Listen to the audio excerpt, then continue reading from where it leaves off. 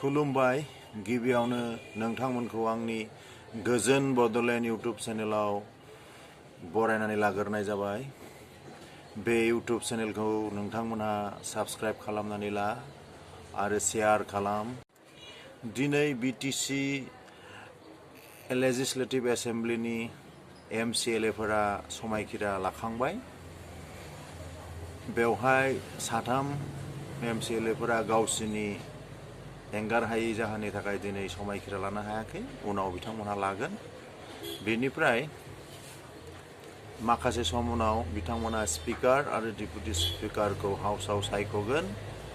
दा बयनिबो समर्थन मोनोबानो स्पिकार आरो डेपुटि स्पिकारनि सायख'नाया दिनै जाफुंगोन। बेनिफ्राय केमिस्ट्रि नबेल बान्थाखौ मोननो हादों सुषमा किटागावा, रिचार्ड रबसन, अमर M. यागी। बिथांमोना साथाम केमिस्ट्रि माने रसायन बिगियाननि बिथांमोना नबेल बान्थाखौ मोननो हाबाय। लोगोसे जुबिन गार्गनि जुबिन गार्ग रुंसारि जानायनि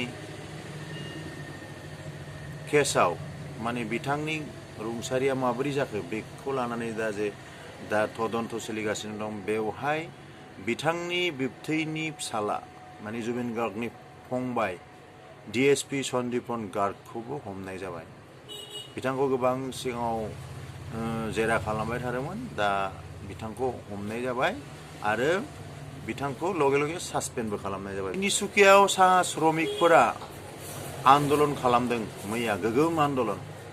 बिसोरनो नांगौ जनजाति हानि पाट्टा आरो गावसिनि श्रमिकनि मजुरि बारायनाय। माने लाख नङाबाबो लाखनि खाथियाव सुबुंफोरा जमा जादोंमोन बे आन्दलनाव तिनसुकियायाव। आरो अखिल गगैया रिनिकी भुया शर्मा माने मुख्यमंत्री डक्टर हिमन्त बिश्व शर्मानि बिसि रिनिकी भुया शर्मानि बिरुद्धे माने गोबां माबा माबि बिथाङा बुंगासिनो। दा माने बिथांखौ बियो दस होगासिनो। दा जायनि थाखाय हिमन्त बिश्व शर्मानि बिसि रिनिकी भुया शर्माया अखिल गगैनि बिरुद्धै मानहानि गसर होदों।